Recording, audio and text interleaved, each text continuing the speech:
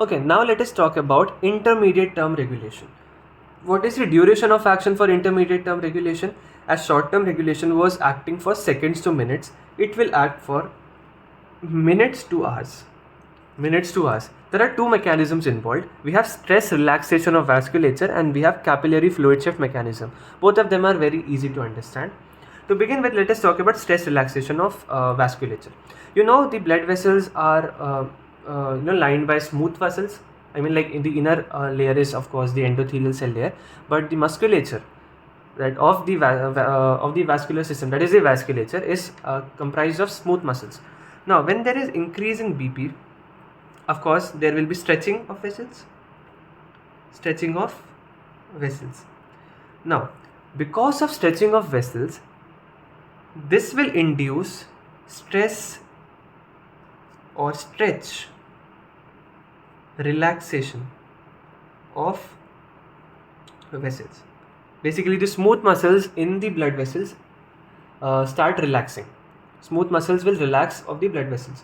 Now, because of which the vascular tone is decreased, the tonicity is decreased, and there is increase in diameter. Of course, if your blood vessel was like this, after relaxation it will become like this. So the diameter has increased, isn't it? So if there is increase in diameter, increase in capacity of the blood vessel, you will have more blood here. Increase in capacity of blood vessel, now which can lead to pooling of blood pooling. Blood will not be pushed forward, the blood will start settling down, because of which the EBV, that is effective blood volume, is decreased. Effective blood volume is decreased. Your venous return, that is the amount of blood reaching the heart, is decreased, and therefore your BP is decreased. Now, if the BP is decreased in some cases, the reverse of this will happen. Okay, so this is known as stress relaxation of vasculature. The next mechanism involved is capillary fluid shift mechanism. Now, this operates on the basis of Starling's forces. Now, before that, I want to understand something.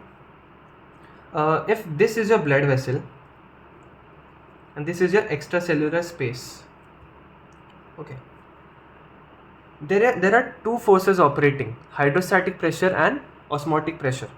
Now, hydrostatic pressure will promote the movement of fluid from the blood vessel to the extracellular space, that is a hydrostatic pressure. However, osmotic pressure, which is due to plasma proteins, it will promote the movement of fluid from extracellular space into the blood vessel. You have the osmotic pressure. Okay, these are basically Starling's forces. With that basic knowledge, let us understand the pathway. Pathway is of course very simple. Now consider a situation where the BP has reduced. Because of which there is decrease in hydrostatic pressure also. Of course, if the BP has reduced, the hydrostatic pressure inside the blood vessels will also reduce, isn't it? So hydrostatic pressure is reduced. Now, since hydrostatic pressure has reduced, what is the counterpart of hydrostatic pressure that will increase? Of course, the osmotic pressure. Since hydrostatic pressure has decreased, osmotic pressure increase. It does not actually increase, it relatively has increased. So the osmotic pressure has increased. Now, since osmotic pressure has increased, there is movement or extravasation of fluid from the extracellular space. Fluid from extracellular space enters blood vessels.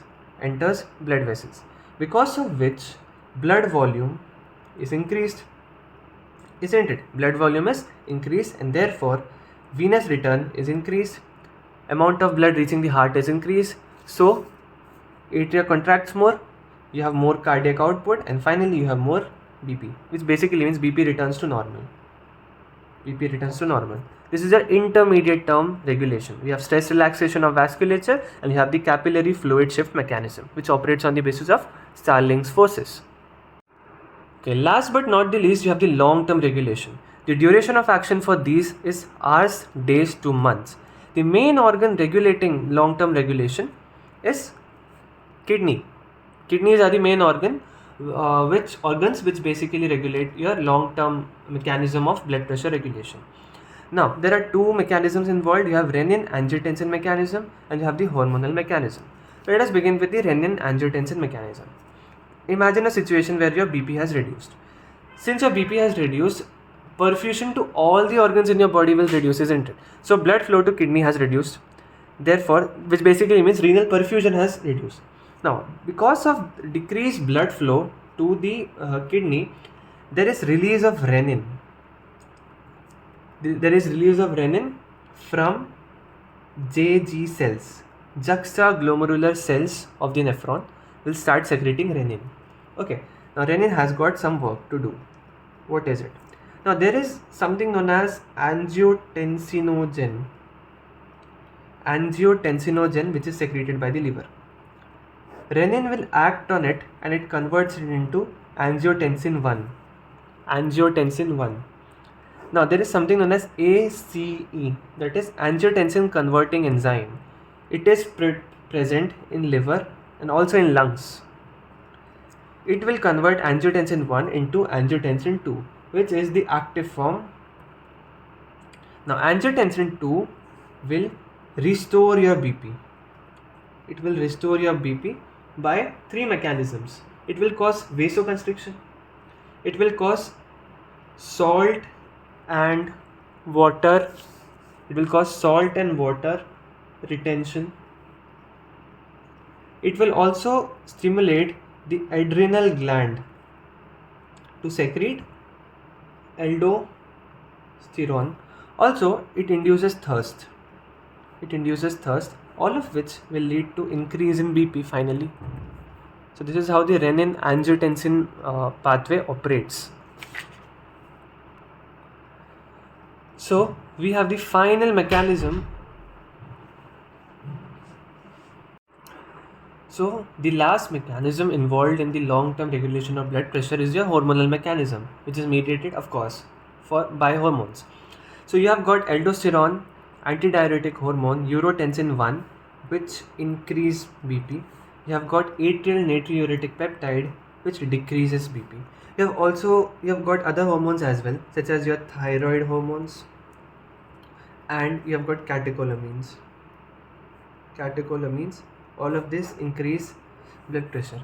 If you want to know, aldosterone increases your blood pressure because it causes retention of water and sodium. Antidiuretic hormone, it increases the reabsorption of water from renal tubules and collecting duct, which leads to increase in extracellular fluid volume and therefore BP is increased. Atrial natriuretic peptide decreases BP because it causes dilatation of blood vessels. Catecholamines, it acts on heart and also on blood vessels to cause vasoconstriction and therefore BP is increased. So these were the mechanisms that are involved in regulating your blood pressure, from seconds to minutes to hours to days to months and also to years. So I hope this video was of great help to you. If you find it useful, do comment down in the comment section because it gives me a lot of motivation. Thank you everybody for watching. See you in the next video. Consider subscribing if you find the content useful